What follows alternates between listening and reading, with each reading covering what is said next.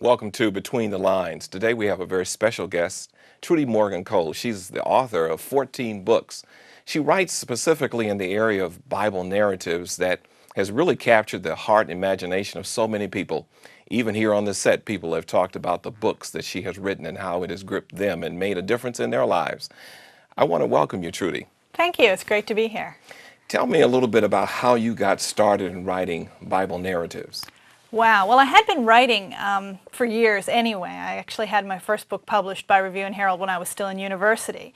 And I'd done a number of different types of things and written books sort of for young adults. And some years back, maybe about 2001, Jeanette Johnson from the Review contacted me and said that they had some writers who were interested, and as a publishing house, they were interested in exploring, some biblical narratives, some sort of books that would use what Mrs. White called the sanctified imagination to put a little more flesh on the bones of some of the Bible stories. And she mentioned a couple of writers who were doing these things, and I immediately said, oh, is anybody doing one about Queen Esther? Because I love that story, and if you're doing that sort of thing, then that's something I'd really like to pursue. And she immediately said, no, but we haven't talked to anybody about doing that, but that sounds great. And so that's when I started doing the research and the background that became the book Esther, A Story of Courage. So let's talk about Queen Esther. When we talk about putting meat on the bones, how far does an author go in really developing the context of who Esther was and how she functioned in her time?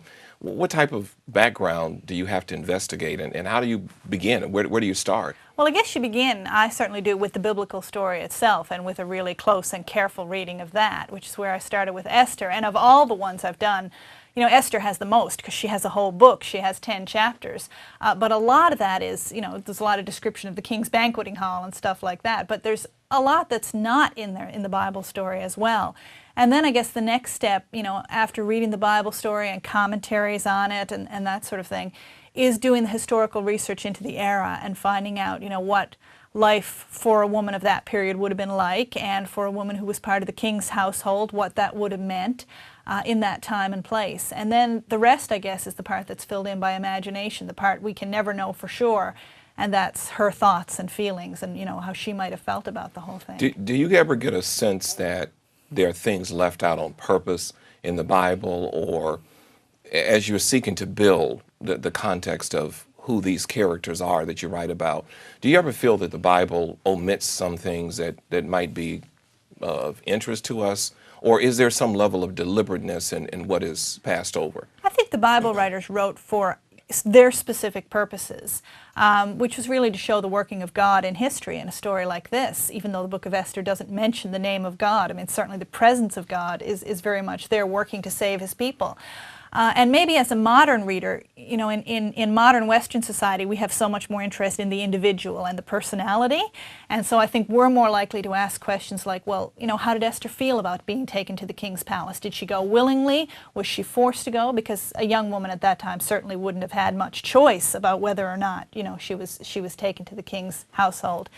And things like there's a gap in the story of about 5 years between the time when Esther is the king's most beloved wife and he makes her his queen, and then suddenly 5 years later when things with Mordecai and Haman start to happen, she says, well, I can't go see the king. I haven't been called to see him for a month, and I don't have the right to approach him. So as a modern reader and writer, I guess I look at that and say, well, what was going on for her as a woman and as a wife in this, what we would think of as quite an unusual marriage where the king had probably hundreds of women in his harem?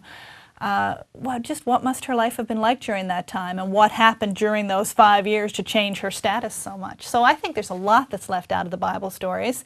That is not certainly stuff that's not essential to our salvation, but that I think can be, as we imagine it and kind of revisit it, whether in stories or sermons or whatever, we can find a lot of valuable life lessons there. What is the most gripping thing that you learned about Esther as you did all that background history?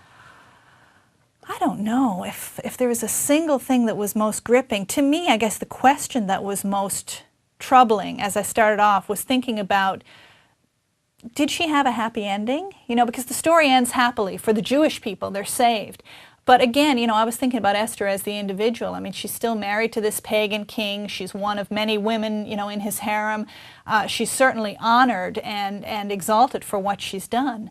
but on the personal level, was she happy with the way her life worked out? And I think I've certainly had people respond to me, saying that for someone, for example, in a very difficult marriage situation, this book has been inspiring to them and has helped them recognize that God can still be working in their life and have a purpose, even though their marriage maybe hasn't worked out to be quite the storybook romance that they'd imagined. When we think about her husband, do we put any emphasis on maybe how he functioned as king, and his culture was so different from Esther's? It was so different, yeah. How do we bridge that in our understanding as we look at this story of Esther, as you unfolded it in your book? I think we're looking at a culture where the king had absolute power over the lives of his subjects, and that would have included, his wife. So that even she could not go in to meet with him without express permission. The king of Persia at that time at banquets used to sit on a separate platform with a curtain around him, so even his own lords and nobles couldn't look on his face without permission.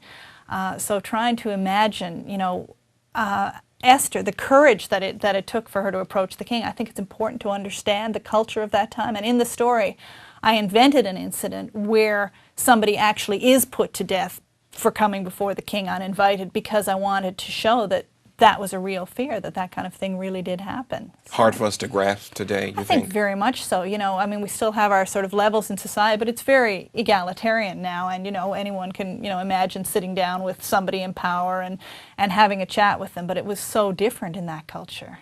So how do you factor then Haman and Mordecai in their close relationship to the king and this interplay with Esther as the story goes in the biblical account? Yeah, I think Haman's a very interesting character in the Bible, and we know so little about his background, except that he has this hatred of Jews, which is maybe a racial thing because he's an Agagite, or maybe it's personal because he hates Mordecai. But he certainly seemed to be someone who was skilled in manipulating the king. And it's interesting that one of the points on which the Bible and secular history seem to agree is that particular king, Xerxes, was a heavy drinker, probably what we would call an alcoholic in today's terms. And it makes reference in the Bible to Haman sitting down to drink wine with the king. I mean, maybe he got him drunk and got him to sign the edict, but Haman was obviously somebody who knew how to use power to manipulate somebody in power to get what he wanted.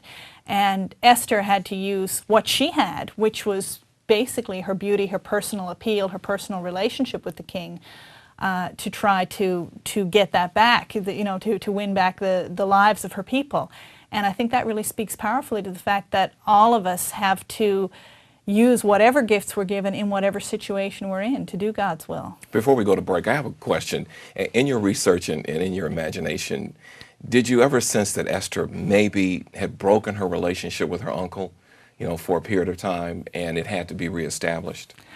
That's not quite the way I had imagined it, but I think the beauty of a story like this is there's a lot of different ways to see how it might have happened. But I think Esther must have felt very alone and abandoned and very much in exile when she was taken to the king's household, and I think there was kind of a healing and a restoration of that later. So even though they may have had some periodic interplay, for the most part, that relationship was reestablished at that point of the crisis. Yes, yeah, and I think Esther's faith in God was at that point too. That I think that was something, as I imagine it and as other writers have imagined it, probably something that she really struggled with, was having a real faith in the God of her fathers when she was in this foreign land. But that triumphed really quite impressively.